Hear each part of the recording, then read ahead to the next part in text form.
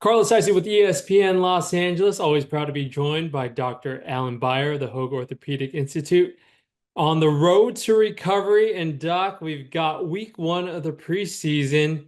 Just because the news is, or the football is just starting, doesn't mean that the news stops coming, because we're going to be looking into Matthew Stafford of the LA Rams and some now devastating news for the LA Chargers with Rashawn Slater. But Doc, let's start first. How are you doing? All good. Just happy that football's back. It's always great for me. As soon as football's back, the doctors are busy again. It just goes without saying. So the road to recovery is always a road with a lot of speed bumps. The Rams doctors have definitely been busy looking at the back of Matthew Stafford. He did not practice during training camp at all, and that is not out of the ordinary. Sean McVay really loves to take care of his stars and take care of his starters in the training camp in the preseason. So we were not expecting to see Stafford in any way pick up the ball against the Cowboys this weekend. But Stafford, we're receiving news now, received an epidural, but on the other side of the spectrum, he is also expected to work out for the first time Saturday and on Monday have his first practice. Doc, what was your reaction when you heard about the epidural news? Well, first of all, Matthew Stafford is no spring chicken. Let's start it off with that. 37 years old. Um, I was a little surprised by the timing of everything. I know Dr. Watkins very, very well, very highly respected in terms of back issues in professional athletes. So they did an epidural injection for recurrent disc issues this week. That said, an epidural injection is not a surgical procedure to fix the problem. It's to give symptomatic relief, quiet the inflammation somewhat, hopefully last a long period of time. I mean, the best case scenario would be that it lasts all season. But there's always the option of repeating one down the road in 2 or 3 months if necessary. The only thing that surprised me a little bit was the timing.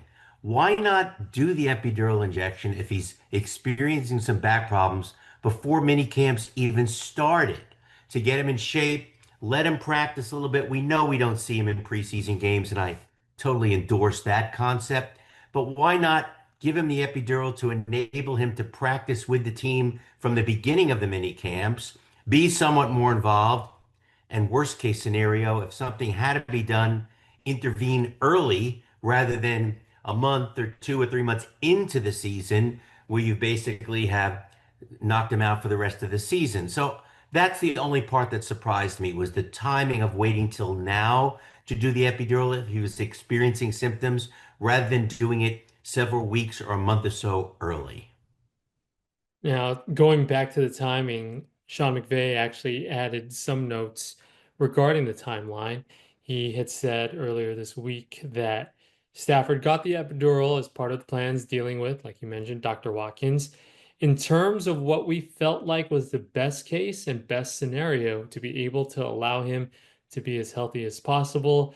As of right now, everything is on track to be able to get Stafford a good month of work being a month away from the week one season opener against the Houston Texans. So to that timing, and for somebody who is like you said, not a spring chicken, is a month ahead or a month enough time for somebody to have an epidural and get back into playing shape. Absolutely, yes.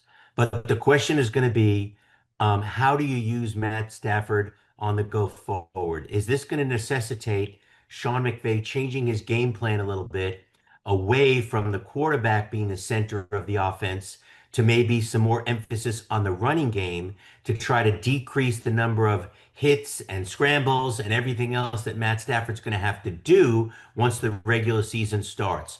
So, how much do you protect your quarterback by how you call the plays? And that's something that we're just going to have to wait and see. You mentioned it right there. Kyron Williams just got a new deal, so maybe more will be put on his shoulders as long as he doesn't fumble the ball. But a lot of the Rams Super Bowl hopes relies on a 1-2 punch in the wide receivers, probably Matthew Stafford's best combination of weapons in Devontae Adams and Puka Nacua. How are they going to get the ball if Stafford is going to be down, or maybe worse for Rams fans, relying on Jimmy Garoppolo. Well, that's not a terrible option. I think I like Jimmy Garoppolo a lot better than probably 50% of the other faces I see on any NFL teams. But that said, it's not like Matt Stafford was always the most scrambling quarterback of all time. He's basically a pocket passer.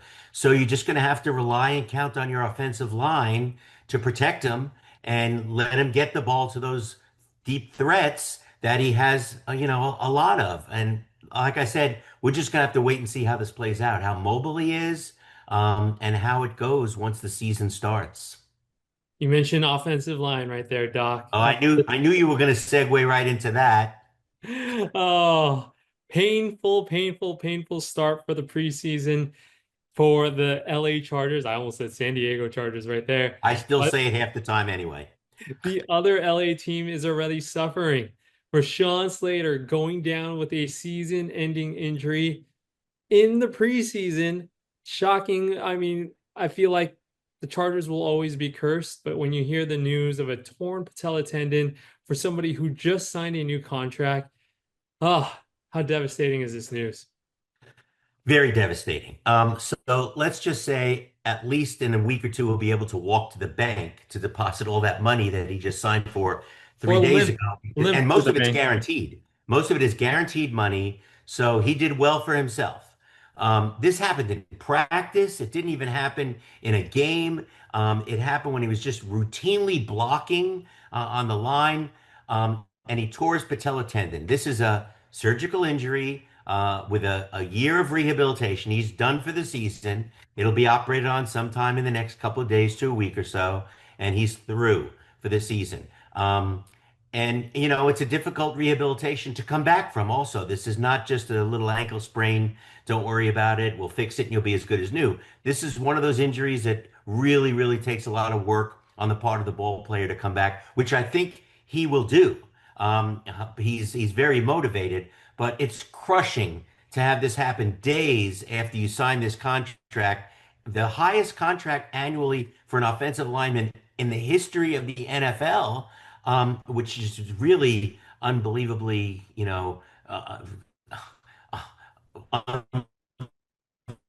thought of. You thought you had the left tackle position locked in, the blind side position, most important position on the offensive line, locked in, and suddenly you don't. I think that this is absolutely devastating for the Chargers. It's going to be tough shoes to fill. I wish him the best, and I want to see him back next season, as good as he was. He was a real star at that position, and you're right. The Chargers just seem to like always get snake bit by this kind of stuff. And for it to happen in practice, before, after they won their Hall of Fame game convincingly a week or so ago, it's absolutely devastating. Last week, Doc, you and I were able to debunk the injury bug, but now how about an injury curse like this? I mean, the Chargers, this is no stranger to them. Torn patella tendon. J.C. Jackson, remember him? Yep. He suffered the torn patella tendon in his first season with the Chargers too, and he's no longer even in the NFL. This is the kind of injury though that makes me wonder if we're getting to the point. You and I have had this discussion in some of our previous episodes. Are we just getting too big and too fast and too strong Hmm. for our body's limits? Are we starting to exceed the limits of what our bodies can do without breaking down and be catastrophically riddled with an injury such as this? And that's something that I don't know how you deal with it, but it's something we really have to start to think about. Have we gotten to the point where we're exceeding our limits? Isn't that amazing? Because aren't athletes always pushing the boundaries, pushing the limits, and seeing how far the human body can go? And you're saying, Doc, that we're running We into might be that finding the answer to how far the human body can go. wow, that's surreal. It's almost sobering. I know, I know. I mean, what are you going to do? How do you combat that? There's no way to prevent it or combat it. This isn't a failure of conditioning. This isn't, getting a cleat stuck in wet grass and twisting your leg awkwardly. This isn't getting blocked into somebody and hurting their knee. This was just on a routine block in practice that this stuff happens. And, they wear guardian cap helmets in practice to try to prevent problems. They practice without pads a lot of times to try to prevent injuries and problems. This is one that I just don't see a way that you prevent it from happening. This is just what the position requires. Before we go, Doc, I want to mention a recent study I came across, National Library of Medicine. This kind of goes back to what you were saying of how difficult the rehab process is going to be for Rashawn Slater and overall for the patella tendon injury. 79% of NFL players who suffered a torn patella tendon do not return to their previous form. I think that's a little objective, but according to the study, 86% of players do not return to start more games than they did before the injury. And you kind of think of other players like more notable names. We mentioned JC Jackson earlier, Victor Cruz, Jimmy Graham. Like these are names that were so they were all stars. They were Pro Bowlers. They were prominent names, and then they suffered an injury and kind of faded into the background. Could we see that for somebody, especially for a size of Rashawn Slater? Absolutely, we could. Wow. I will temper that study a little bit by saying 10 or 15 years ago, that same statistic applied to anterior cruciate ligament tears. And we've gotten so much better at fixing them with more minimally invasive techniques and how we rehabilitate them that a far higher percentage of them come back. I mean, look at, Adrian Peterson came back at 6 months from an ACL reconstruction when he was still with the Vikings. So all one can hope is that our improved surgical techniques and devices to fix these problems will enable the same type of change in the statistics as happened with ACLs. I don't know when that'll be. I don't know if it will be, but that can be all that we hope for is that we get better as surgeons and can bring these players back more frequently from these kinds of devastating injuries.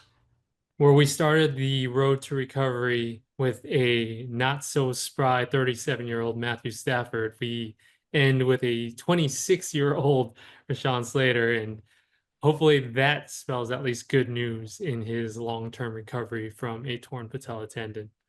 It will certainly help. And I know as the season goes on, Carlo, you and I will be having a lot more get-togethers because this is the kind of stuff that just happens. For better or for worse, there'll definitely be traffic on this road to recovery. Dr. Beyer, thank you very much for joining us. And I think you have some surprising news about Doctor in the Dugout this weekend. I have a very special guest this week. His name is Karlo. He's a world-renowned figurehead at ESPN, and I have the honor and privilege to have him as my guest on the show tomorrow, 12 noon, AM 8:30. So be sure and tune in if you need more Karlo. Never heard of the guy, but I hope that he's a good dude. Thanks, Doc, for having me. Thanks for joining us always on the Road to Recovery presented by the Hope Orthopedic Institute. Thanks, fans, for joining us, and we'll see you at the next exit.